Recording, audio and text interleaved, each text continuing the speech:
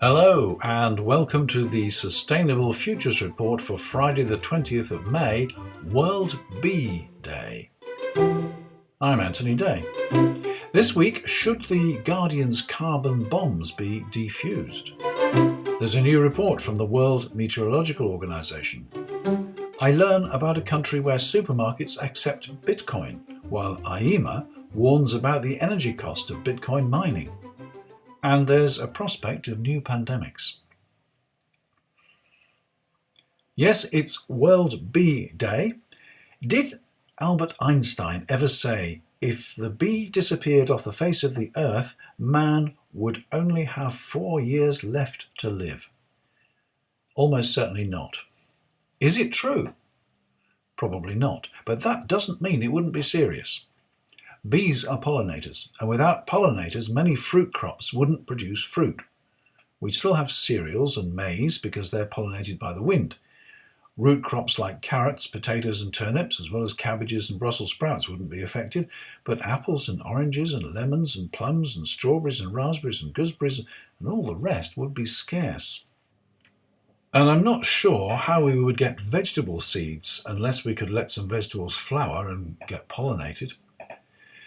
Colony collapse disorder, where all the bees desert the hive for no apparent reason, seems to be less common now than a few years ago. However, apart from the Varroa parasite and the Asian hornet, the bees are having to deal with agricultural pesticides, principally neonicotinoids. These chemicals have been used in the past to deal with insects that attack oilseed rape and are also being used to protect the UK's sugar beet crop. Of course, they don't just affect the target insects, they also affect honeybees and other pollinators. Following Brexit, the British government is able to ignore any EU ban on such pesticides, and despite representations from beekeepers, it seems to have decided that the sugar beet crop is more important. What they don't seem to realise is that once a bee colony is destroyed, it takes time, 1 or 2 seasons, to replace it. If the nation's bees are constantly affected by pesticides, they may never completely recover.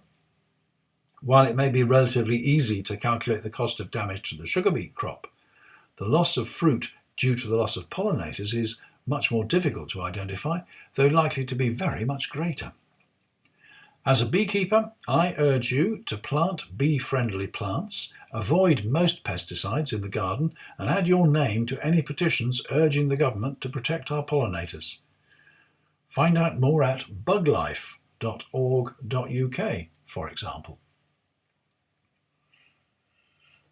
Last week, I commented on a special report from the Guardian newspaper which criticised the fossil fuel industry for continuing to exploit new reserves even while global emissions continue to rise.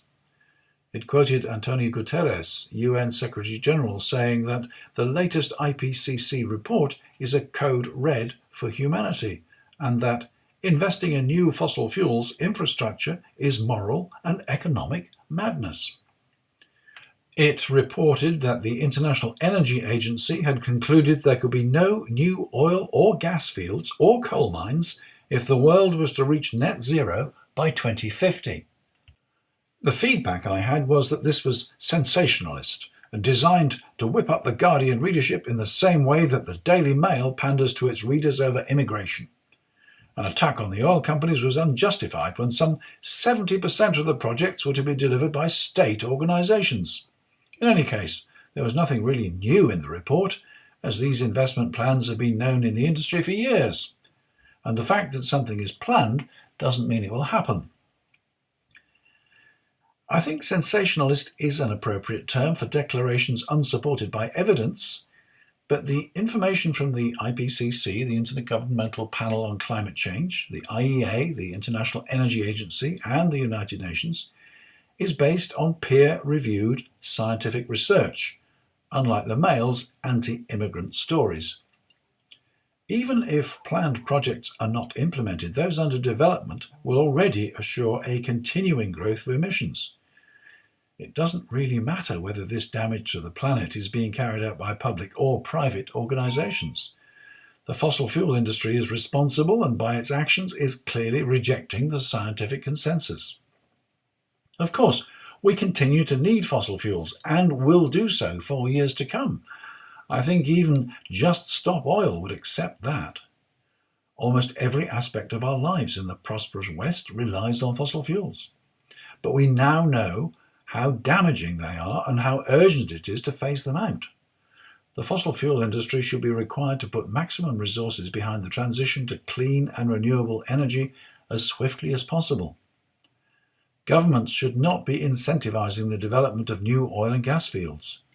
The classification of natural gas as environmentally sustainable by the UK Business Secretary so as to encourage investment in new fields is ignorant, perverse, and dangerous. There's no lack of warnings about the seriousness of the climate crisis and how short the time is that we have left to take effective action. The State of the Global Climate 2021 report from the World Meteorological Organisation has these key messages. The global mean temperature in 2021 was around 1.11 degrees centigrade above the pre-industrial average. Global mean sea level reached a new record high in 2021. The Antarctic ozone hole reached a maximum area of 24.8 million square kilometres. Greenland experienced an exceptional mid-August melt event and the first ever recorded rainfall at Summit Station, the highest point on the Greenland ice sheet. Exceptional heat waves broke records across Western North America and the Mediterranean. Hurricane Ida was the most significant of the North Atlantic season, with economic losses in the United States estimated at $75 billion. Deadly and costly flooding induced economic losses of $17.7 billion in Henan province of China, and Western Europe experienced some of its most severe flooding on record in mid-July. But drought affected many parts of the world. The compounded effects of conflict, extreme weather events and economic shocks, further exacerbated by the COVID-19 pandemic, undermined decades of progress towards improving food security globally. Hydrometeorological hazards continued to contribute to internal displacement, including more than 1.4 million people displaced in China. You'll find links on the Sustainable Futures Report website to an introductory video from the Secretary-General of the World Meteorological Organization, to an interactive presentation of the main points of the report, well worth a look, and to the report itself. Zoonotic spillover is not a phrase you come across very often, but Bloomberg warns that this is one of the greatest threats that humanity is facing. An article in Nature defines zoonotic spillover as a mechanistic link between global environmental change and disease emergence. Apparently, there are some 100,000 virus species which have the capacity to infect humans, but at present the vast majority are circulating silently in wild mammals.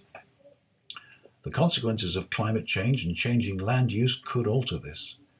By 2070, the authors foresee cross-species transmission of animal viruses an estimated 4,000 times, with bats once again playing a major role. They find that this ecological transition may already be underway, and holding warming under 2 degrees centigrade within the century will not reduce future viral sharing. Last Wednesday's interview with Anthony Day, that's Anthony J. Day, was about blockchain, cryptocurrencies, NFTs and so on. I mentioned a programme on BBC Radio 4 called How to Get Rich Off Crypto Alone with Sunil Patel.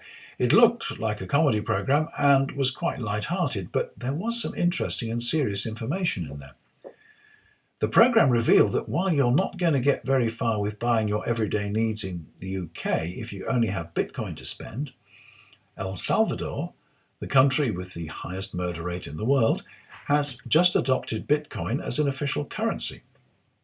Each citizen received the equivalent of $30 in Bitcoin, and every business is required to accept Bitcoin. You can go into a supermarket and buy your groceries with Bitcoin, although market traders and small businesses are staying away from it. This seems to be a gamble by the president, and people interviewed in the country admitted they didn't really understand the concept. Many of them had simply used the $30 windfall to pay off debts. There's a fundamental problem with the idea in that less than 20% of the population have smartphones, which are essential for managing cryptocurrency. And even those that do may not be in an area where they can get an internet signal.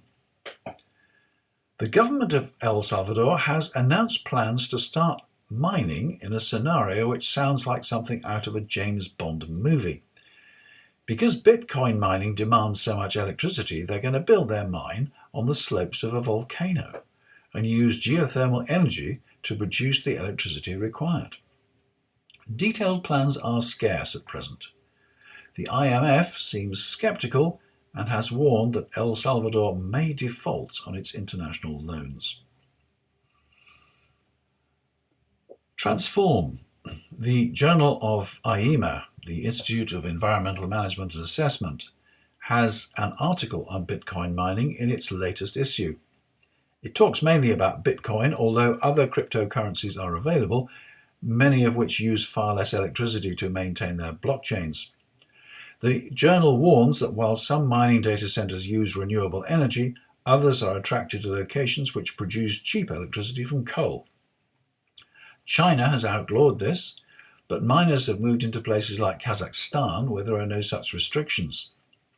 Fossil fuel power stations are also being brought back into use in the United States to support mining, and the third global crypto asset benchmarking study estimates that in 2020 only 29% of Bitcoin mining was powered by renewable energy.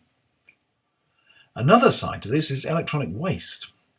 As the stock of Bitcoins becomes increasingly scarce and the search becomes more intense, more and more powerful hardware is needed to run the algorithms, and more hardware is discarded, often after as little as 18 months. This kit is very specialized and cannot be repurposed easily. It's often discarded in countries which may have cheap electricity, but have few regulations about recycling or dealing with e-waste. It has been estimated that Bitcoin's e-waste footprint totals 32.8 kilotons annually. We learnt from Wednesday's interview that blockchain offers highly secure record storage on a cooperative basis, in other words, cannot be controlled by governments or corporations. It can provide money transfer services to people who do not have access to banks, and it can verify the authenticity of materials all along the supply chain. Arguably, we have so far seen very little of its full potential. The question is whether the trade-off between that potential and the environmental impact balances in our favour. And that's it for today. Thank you once again for listening to the Sustainable Futures Report, and thank you for supporting the podcast if you're a patron. If you're not, you can join that exclusive band at patreon.com/SFR.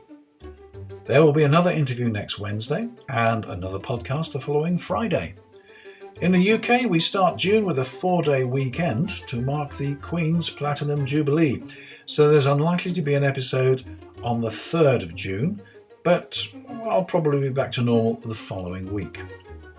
For the moment, have a great weekend, and your next interview will be next week. I'm Anthony Day. That was the Sustainable Futures Report. Until Wednesday.